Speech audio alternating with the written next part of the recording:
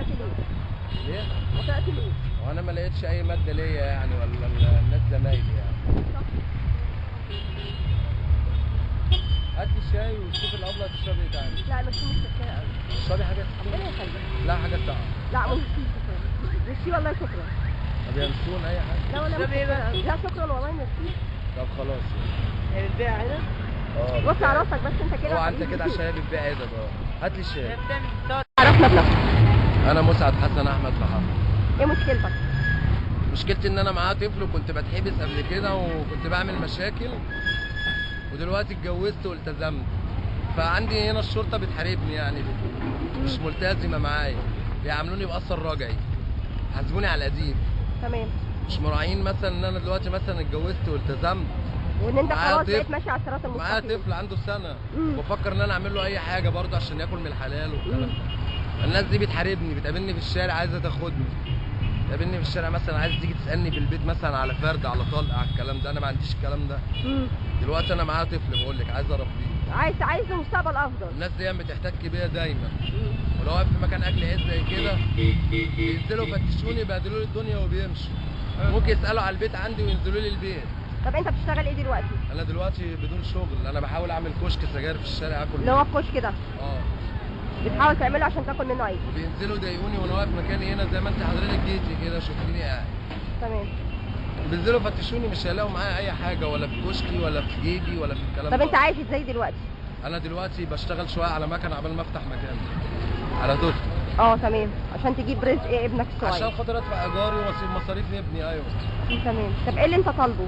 ايه اللي انت طالبه؟ انا طالبه ان الناس دي ما تحتكش بيا، تسيبني في حالي اكل لقمه بالحلال، والناس دي برضه تحاول يعني ان هي تساعدني. يعني المفروض ان الحي بتاع المطريه ده هو يساعدني، والناس دي تساعدني، مش المفروض ان هم يحتكوا بيا، لان هم كده بيدعوني ان الغلط احسن. تمام. لكن انا مش عايز الغلط، انا معايا طفل عايز اربيه، عايز يطلع احسن مني، مش عايز يطلع يعمل مشكله، مش عايز يشرب مخدرات، فاهماني؟ عايز يبقى احسن مني، عايز يطلع يلاقي الجو انضف، عايز اعرف اكله. يعني مثلا بدل ما والدي انا كان فقير وخلاني مثلا نزلت الشارع بدري وانا صغير، انا مش عايز انزله الشارع بدري. عايز ابنك يبقى مستقبله افضل. ايوه عايزه معلش يروح مدرسه زي ما مثلا ابنك مثلا بيروح مدرسه، او ابني غيري، او ابن راجل ساكن في عماره هنا ولا الكلام ده بيروح مدرسه خاصه ولا مدرسه عامه، ولا عايش كويس وكل حاجه، بعيد شويه عنه، فاهماني؟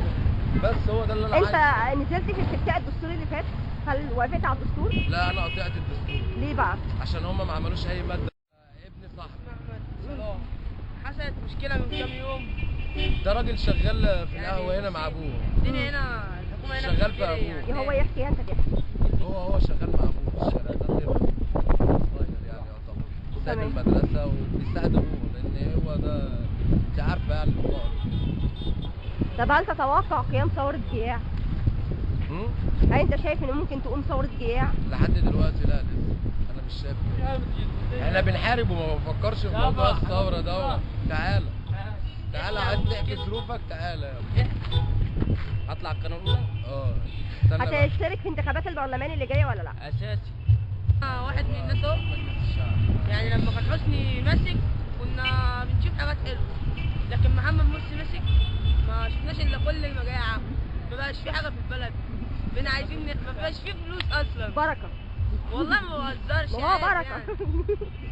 هو دي قناه الجزيره دي ولا ايه؟ لا في تي في نيوز. في تي في؟ اتفضل. ولا الانتو في؟ ان شاء الله. اتفضل. نعم تقولي انت.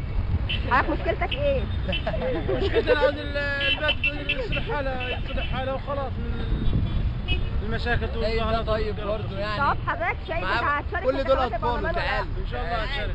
كل دول اطفاله خلي بالك يعني. عنده اطفال ثانيه يعني. بتشتغل ايه؟ 500 جنيه مرتب 500 جنيه معاه. شغال بواب هنا. 6 اطفال معايا 500 جنيه. اكلوا عيش 500 جنيه. طب وانت جايب 6 ليه؟ عنده بنت عنده خالص بنت خلي خالص بالك، حاجه على جاله.